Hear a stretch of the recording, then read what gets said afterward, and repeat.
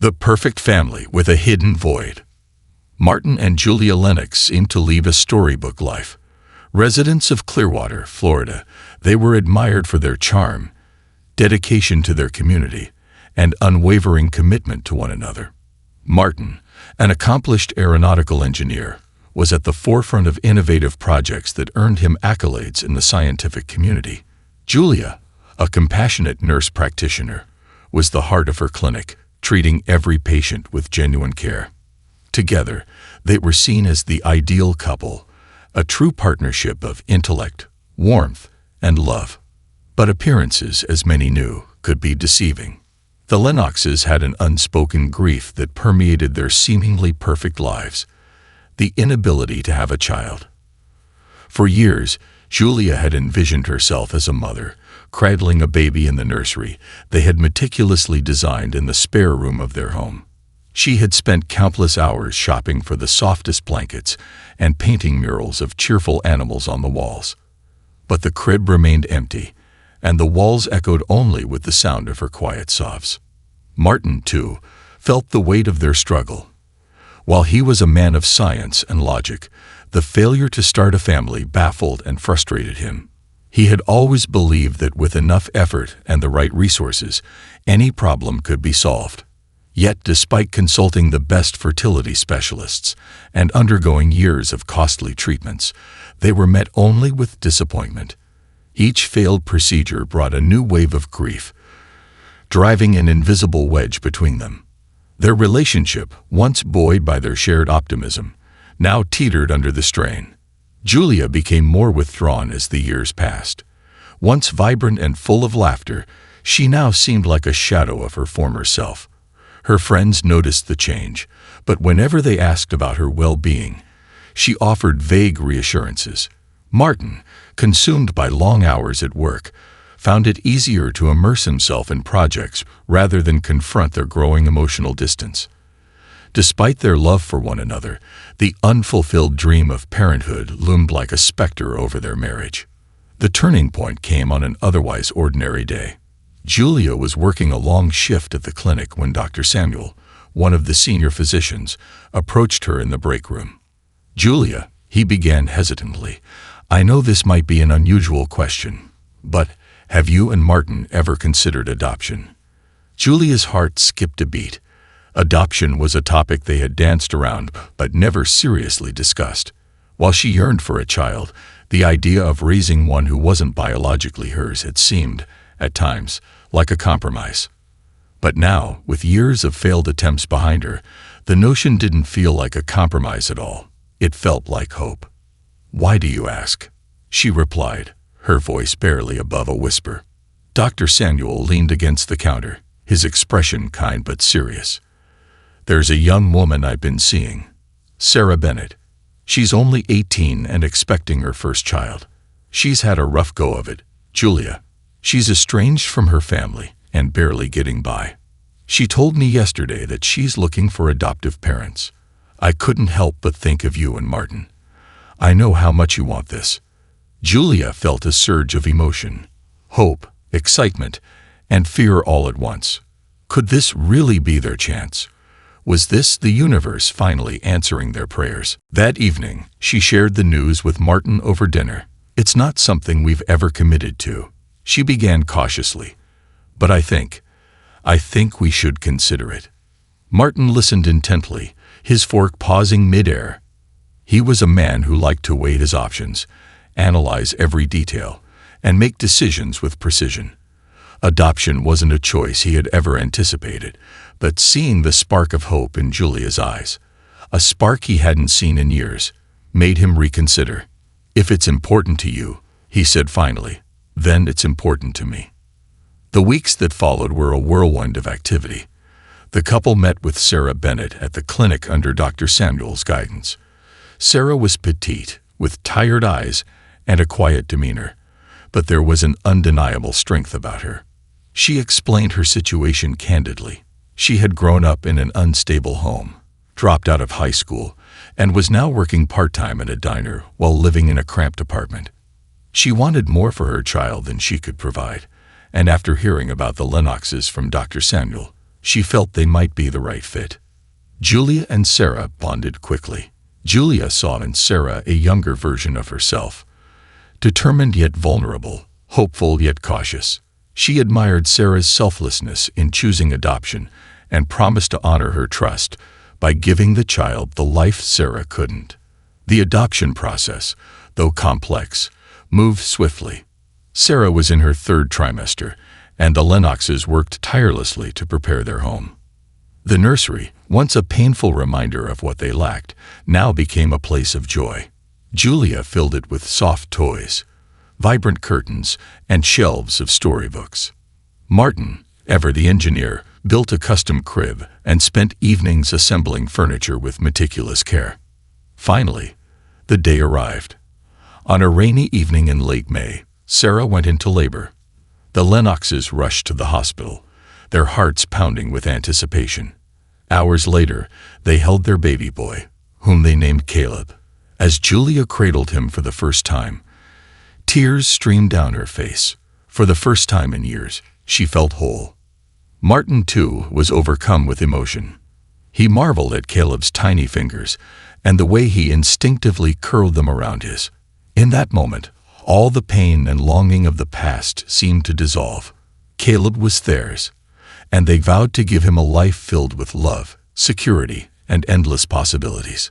But as they began their journey as new parents, a series of unsettling events cast a shadow over their newfound happiness. It started with small things: a strange car idling outside their home, anonymous phone calls that ended in silence, and a misplaced set of keys. At first, they dismissed these incidents as coincidence, chalking them up to the chaos of adjusting to life with a newborn. Then, one night, Julia woke to the sound of footsteps outside their bedroom window. She nudged Martin awake, her heart racing. He grabbed a flashlight and went to investigate, but found nothing. Yet the feeling of unease lingered, growing stronger with each passing day. The Lennoxes had long believed that Caleb's adoption was a gift, a miracle that had brought light into their lives. But they were about to discover that this gift came with a dark and dangerous price, a secret buried in Sarah Bennett's past that would soon threaten everything they held dear. A shadow in the night. The weeks after Caleb's arrival were a blur of sleepless nights, diaper changes, and stolen moments of joy. Martin and Julia Lennox reveled in the new rhythm of their lives, marveling at Caleb's every coo and stretch.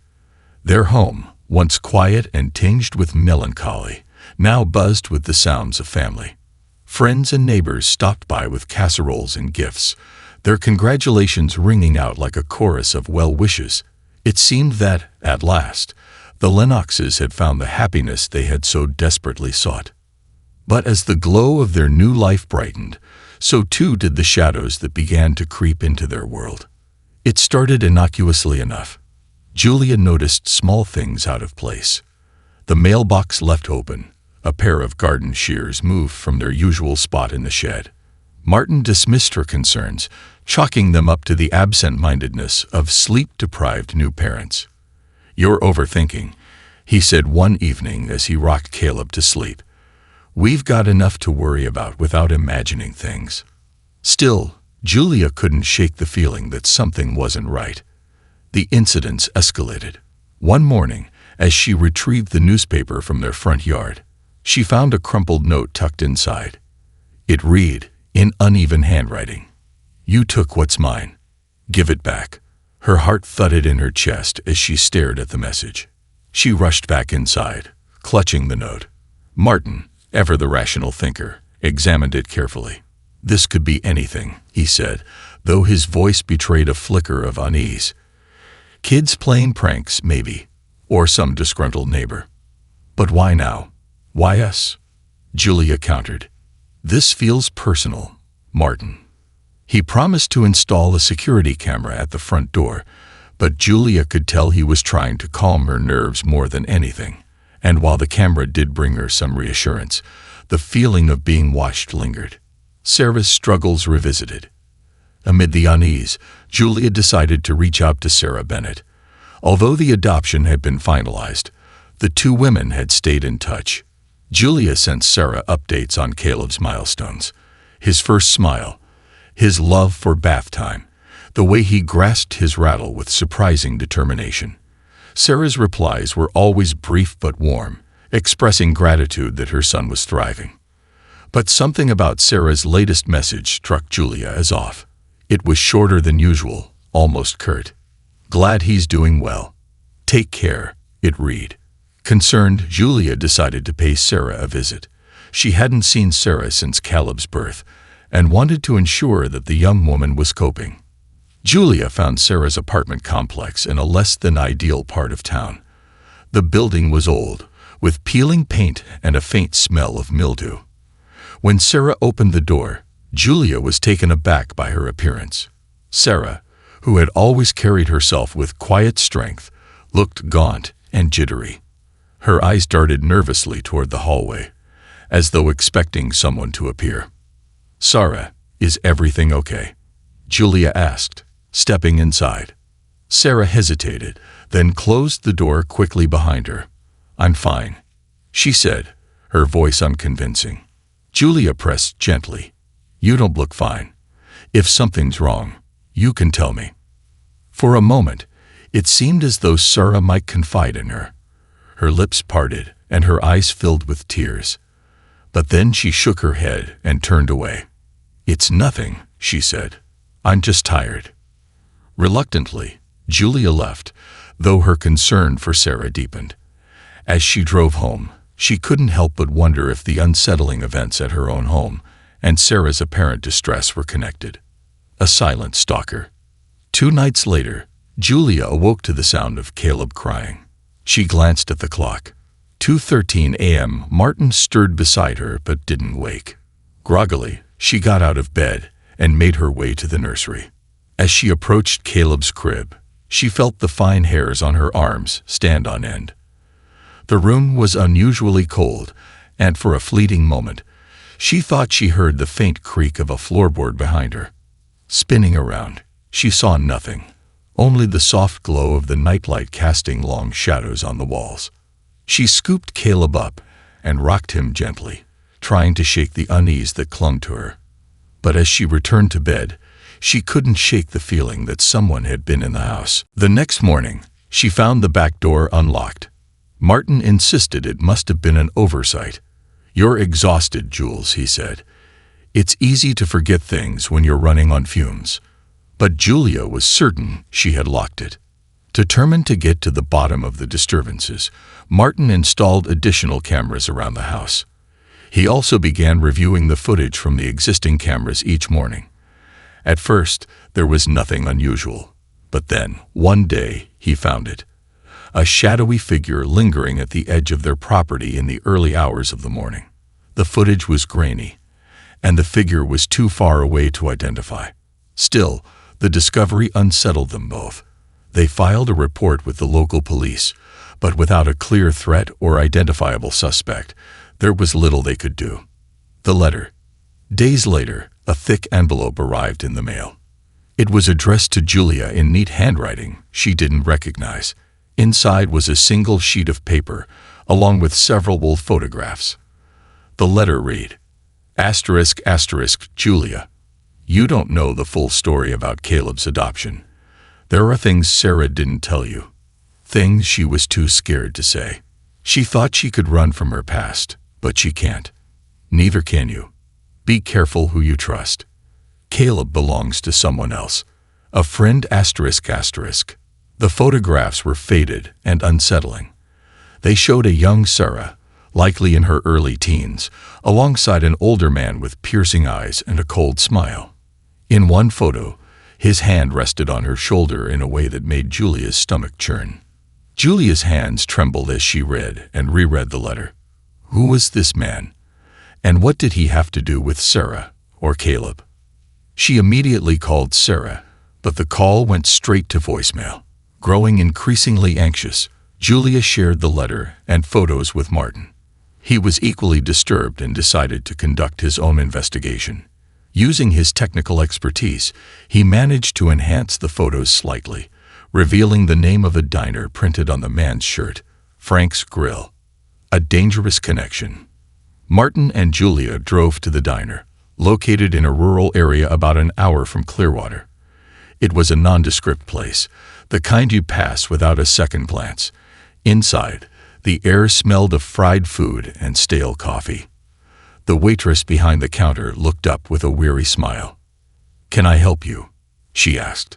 Martin showed her one of the photographs. "Do you know this man?" The waitress squinted at the image, then nodded. "That's Ray Bennett. Used to work here years ago. Why are you asking about him?" "Do you know where he is now?" Julia asked, her voice tight. The waitress hesitated. "I heard he got into some trouble and moved out of state. Haven't seen him in years." As they left the diner, Julia's mind raced. Ray Bennett. Could he be related to Sarah? Was he the source of her fear and the disturbances at their home? A visit turns violent. That evening, Julia tried calling Sarah again. This time, the call was answered, but not by Sarah. A gruff male voice barked into the phone. "Who is this?" Julia froze. I'm a friend of Sarah's. Is she there?" The line went dead. Panicked, Julia convinced Martin to drive back to Sarah's apartment. When they arrived, the door was ajar. Inside, the place was a mess. Furniture overturned, drawers pulled out, and Sarah nowhere to be found. In the corner of the room, Julia spotted something that made her blood run cold. A baby blanket identical to one Caleb had. It was crumpled on the floor, stained with what looked like blood. Martin called the police, who began their investigation. But as the hours ticked by, Julia couldn't shake the feeling that Sarah's disappearance and the threats against them were connected. Someone, perhaps Ray Bennett, was closing in. And whoever it was, they wanted Caleb back. The secrets we keep. The disappearance of Sarah Bennett sent shockwaves through Julia and Martin Lennox's lives. Though they had only known her for a short time, Sarah had been a vital link to Caleb's story.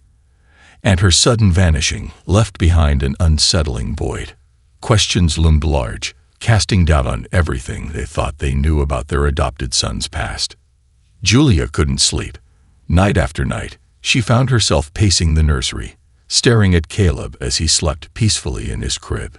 What secrets had Sarah hidden? Who was Ray Bennett, and why did his name leave a chill in her veins? Uncovering Sarah's past. The police investigation into Sarah's disappearance yielded little. Her landlord confirmed she'd recently been visited by a man matching Ray Bennett's description, a tall, broad-shouldered figure with a commanding presence. But beyond that, no one knew where she'd gone or if she'd left willingly. Detectives seemed more focused on Sarah's troubled history, bouncing between foster homes, brushes with the law for minor offenses, than the mounting evidence that something far more sinister was at play. Unsatisfied with the police's lack of urgency, Martin decided to dig deeper. His methodical mind, honed by years of engineering, proved invaluable in piecing together fragments of information. Using public records, he uncovered a paper trail leading back to Sarah's teenage years. It turned out that Ray Bennett wasn't just a former employer. He was her stepfather. Julia felt a wave of nausea as Martin shared what he had discovered. Ray had married Sarah's mother, Gloria, when Sarah was only 10 years old. The relationship was short-lived, but left behind a series of disturbing court documents. Gloria had filed for divorce 2 years later, citing allegations of abuse, claims that were ultimately dismissed for lack of evidence. Sarah's testimony was never heard. She had been sent to live with relatives shortly after the divorce. "He has to be the one behind this," Julia said, clutching the photos they'd received in the mysterious letter. "He's not just after Sarah. He's after Caleb. But why? What does he want?" Martin didn't have an answer, but the urgency in his wife's voice was undeniable. They decided to consult a private investigator, hoping a professional could uncover the truth that seemed to elude them. The PI and a trail of clues. The private investigator, a no-nonsense woman named Vanessa Blake, came highly recommended. Within days of taking the case, Vanessa made a chilling discovery. Ray Bennett had an extensive criminal record. though most of his charges were minor. DUIs, disorderly conduct. There was one that stood out: an arrest for assault just 3 years ago. The charges had been dropped when the victim, a young woman, mysteriously refused to testify. Vanessa also confirmed that Ray had been living in Georgia under an alias. It seemed he had a knack for slipping through the cracks, leaving just enough of a trail to be found if you looked hard enough. But it wasn't just his criminal record that alarmed Vanessa, it was his connection to Sarah.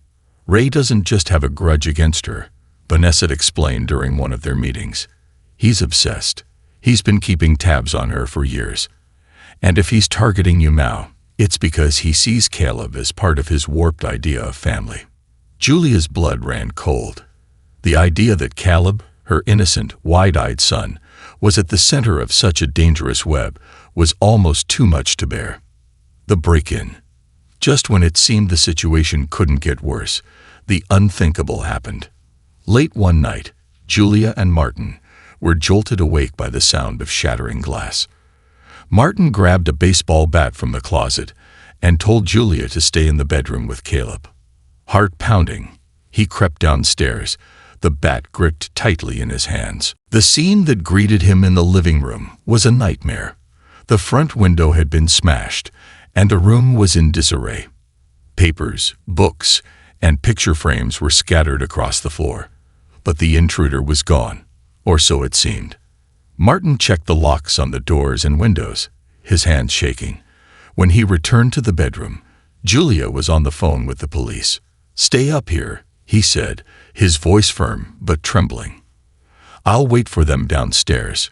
The police arrived within minutes, but the intruder had left no obvious clues. Julia, however, noticed something chilling. Caleb's favorite stuffed animal, a small blue elephant, was missing from his crib. That wasn't random, she whispered as she held Caleb close. Someone was in here, Martin. Someone was watching. The realization left them both reeling. This wasn't just a break-in, it was a message. Whoever was targeting them wanted them to know they were vulnerable. They couldn't help but suspect Ray Bennett was behind it. But without concrete evidence, the police could do little more than file a report. A desperate plan. Fearful for their safety, the Lennoxes decided to leave Clearwater. They packed their belongings, locked up their house, and moved into a small rental property an hour away. It wasn't ideal. Julia missed the familiarity of their neighborhood, and Martin worried about leaving his lab's projects in limbo. But it was the only way they could think to protect Caleb. Vanessa, meanwhile, continued her investigation. She dug deeper into Ray's life, piecing together a picture of a man who thrived on manipulation and control. But she also uncovered something unexpected. Sarah had been seen alive. A gas station attendant in Georgia had reported seeing a woman matching her description just days earlier. She had been with a man who fit Ray's description, and they seemed to be arguing. Julia clung to the hope that Sarah was still alive. "We have to find her," she told Vanessa. "She's the key to all of this." Vanessa agreed, but finding Sarah would be no small feat. Ray's history suggested he was skilled at evasion, and time was running out. The confrontation. One rainy afternoon, as Julia was putting Caleb down for a nap, she heard a knock at the door. Peering through the peephole, she froze. A man stood on the porch, his face obscured by the brim of a baseball cap. Something about him set off every alarm in her body. "Martin," she whispered, backing away from the door. "There's someone here." Martin hurried to the door, his bat in hand. "Who is it?" he called through the door. The man didn't answer. Instead, he pounded on the door harder, the force of it rattling the frame. "I know you're in there," he said, his voice low and menacing. "Open up, or I'll come in." Julia grabbed her phone and dialed 911. As she gave the dispatcher their address, Martin stood his ground, shouting for the man to leave. But the pounding continued, growing louder and more aggressive. Then, suddenly, it stopped. When Martin looked out the window, the man was gone. But in his place, on the doorstep, was a package wrapped in brown paper. Martin opened it cautiously after the police arrived. Inside was Caleb's missing stuffed elephant, along with a single photograph. A close-up of Caleb sleeping in his crib. The message was clear. They were being watched, and whoever was targeting them could get to Caleb any time they wanted. A glimmer of hope. The Lennoxes were on the verge of despair when Vanessa called with a breakthrough. She had tracked down Ray Bennett's last known location, a remote cabin in the woods of northern Georgia. It was a long shot, but it was the best lead they had. Julia and Martin debated whether to involve the police, but ultimately decided against it. They feared that alerting the authorities might spook Ray into disappearing again. Instead, they agreed to let Vanessa investigate the cabin discreetly. Vanessa's reconnaissance revealed a chilling scene. The cabin was run down and surrounded by thick woods, but inside, she found signs of recent habitation. There were dishes in the sink, a mattress on the floor, and a stack of newspapers. But what caught her attention most was a bulletin board covered in photographs. Pictures of Sarah, Caleb, and even the Lennoxes. Vanessa took as many photos as she could before retreating. She called the Lennoxes immediately. "I think this is it," she said. "But you need to be prepared. If Ray's there, this could get dangerous." Julia and Martin knew she was right, but they also knew they couldn't live in fear forever. They had to confront the man who had turned their lives into a nightmare, even if it meant risking everything. Part 4. Into the Shadows. The discovery of Ray Bennett's cabin sent a ripple of fear and determination through Julia and Martin Lennox. The knowledge that their family had been meticulously watched, their lives invaded, fueled a resolve they didn't know they possessed. It was no longer enough to run or hide. They had to confront the threat that loomed over them, end the nightmare, and secure Caleb's safety once and for all. Vanessa Blake, the private investigator who had uncovered the cabin, warned them of the risks. "Ray isn't just a stalker," she explained during a tense phone call. "He's unhinged, calculating, and dangerous. If you're serious about confronting him, you can't do it alone. I'll go with you." Martin hesitated. As a man of logic and structure, the idea of walking into an unpredictable situation felt like stepping off a cliff. But Julia was resolute. "This isn't just about us, Martin," she said, her voice trembling with emotion. "It's about Caleb. We can't let him grow up with this hanging over his head." With a heavy heart, Martin agreed. Together with Vanessa, they began preparing for what would be the most harrowing journey of their lives. A plan takes shape. Vanessa outlined a plan that balanced caution with urgency. "We'll go to the cabin under the cover of night," she said. "I'll take the lead. You two stay in the car until I signal. If Ray's there, we'll confront him together, but only if it's safe." Julia nodded, though her stomach churned at the thought. She had never been one for confrontation, but her love for Caleb outweighed her fear. Martin, though visibly tense, focused on logistics. He packed a flashlight, first aid supplies, and a small tool kit, his engineering mind instinctively anticipating every possible contingency. As the sun set, they left Caleb with Julia's trusted friend, a retired nurse who had been like a second mother to her. "I'll protect him like he's my own," the woman promised, sensing Julia's apprehension. With that assurance, they set off toward the unknown. The drive to the cabin was eerily quiet. The dense forests of northern Georgia enveloped them, their headlights slicing through the darkness. Julia gripped Martin's hand, her knuckles white, while Vanessa kept her eyes fixed on the GPS. The closer they got, the more the weight of the moment pressed down on them. Finally, after what felt like an eternity, the cabin came into view. It was a dilapidated structure surrounded by overgrown foliage, the kind of place that seemed forgotten by time. Vanessa parked the car a short distance away, cutting the engine and motioning for silence. "Wait here," she whispered. "I'll check it out. The cabin's secrets." Vanessa approached the cabin with the stealth of a seasoned professional, her flashlight muted by a red filter. She peered through a window and saw the faint glow of a lantern inside. The cabin wasn't empty. A figure moved in the shadows, pacing with an agitated energy. She signaled for Julia and Martin to join her, but only after ensuring the coast was clear. They crept toward the cabin, hearts pounding, and huddled beneath the window. Vanessa whispered her observations. "Ray's inside. He's alone, but he's armed. I saw a shotgun leaning against the wall." Julia felt a surge of panic, but Vanessa placed a reassuring hand on her shoulder. "We'll handle this. Just follow my lead." Vanessa knocked on the door, her voice calm but firm. "Ray Bennett, my name is Vanessa Blake. I'm a private investigator. We need to talk." The pacing inside stopped. For a moment, there was silence, then the sound of footsteps approaching the door.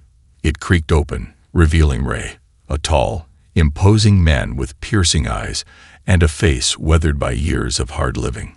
He looked between Vanessa and the Lennoxes, his expression shifting from confusion to recognition. "You," he said, his voice a low growl. "You're the ones who took my grandson." Martin stepped forward, his voice steady despite the adrenaline coursing through him. "Caleb isn't your grandson. He's Sarah's son, and she wanted us to raise him." Ray's eyes narrowed. "Sarah doesn't know what she wants. She's always been weak, always running away. But Caleb, he's mine. He's blood." Julia couldn't contain herself. "Blood doesn't give you the right to terrorize us. You've been stalking our family, breaking into our home. Why? What do you really want?" Ray's demeanor darkened. "You don't understand," he spat. "Sarah ruined everything.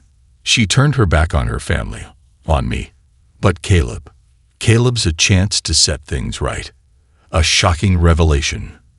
Vanessa kept her composure, steering the conversation. "Ray, where is Sarah? We know she's been with you. Is she safe?" Ray's expression shifted, a flicker of guilt crossing his face. "She's here," he muttered. "She's in the back room." Julia's heart leaped. "I want to see her," she demanded. Ray hesitated, but eventually stepped aside. Vanessa motioned for Martin and Julia to stay back as she entered the cabin. The air inside was thick and musty, the dim lantern casting long shadows across the cluttered room. Vanessa moved cautiously toward the back, where she found a small, locked door. "Open it," she ordered. Ray fumbled with a key, muttering under his breath. When the door creaked open, Vanessa saw Sarah sitting on a cot, her wrists bound and her face pale. She looked up, her eyes widening with recognition and relief. "Julia," she cried. "You found me." Julia pushed past Ray, rushing to Sarah's side. She untied her bindings, tears streaming down her face. "We thought we'd lost you," she whispered. Sarah clung to her, her voice trembling. "He wouldn't let me leave. He said if I tried, he'd come after Caleb." Vanessa turned to Ray, her voice cold. "You're done, Bennett. The police are on their way." Ray's expression twisted with rage. "You think you can take him from me? He's my legacy." Martin stepped forward, his voice firm. "Your legacy ends here. Caleb is our son, and we'll protect him from you, no matter what it takes." The final stand. Ray lunged for the shotgun, but Vanessa was faster. She tackled him to the ground, knocking the weapon out of reach. Martin grabbed it, pointing it away from everyone as Julia pulled Sarah out of the cabin. The struggle was brief but intense. Ray fought like a man possessed, but Vanessa's training gave her the upper hand. By the time the police arrived, summoned by a silent alarm Vanessa had triggered, Ray was subdued and handcuffed. As the officers led him away, he glared at Julia and Martin. "This isn't over," he snarled. "Blood will always win." But Julia stood her ground, clutching Caleb's stuffed elephant, which she had found among Ray's belongings. "Not this time," she said quietly. "Not ever." A new beginning. In the weeks that followed, Sarah began rebuilding her life with the help of Julia and Martin. She moved into a small apartment near the Lennoxes, determined to create a stable future for herself and maintain a relationship with Caleb. Ray was charged with multiple offenses, including kidnapping, stalking, and assault. With Vanessa's testimony and the evidence found at the cabin, the case against him was airtight. He was sentenced to decades in prison, ensuring he would no longer pose a threat. Though the ordeal had left scars, the Lennoxes emerged stronger. They fortified their home, deepened their bond, and vowed to raise Caleb with the love and security he deserved. Julia and Martin remained close to Sarah, honoring the connection that had brought Caleb into their lives. One quiet evening, as they sat on the porch watching Caleb play in the yard, Julia turned to Martin. "We've been through so much," she said, "but we're here. We're together. And Caleb is safe. That's all that matters." Martin nodded, his gaze fixed on their son. "Whatever the future holds," he said, "we'll face it as a family." And for the first time in what felt like forever, the shadows lifted, and the promise of brighter days ahead filled their hearts.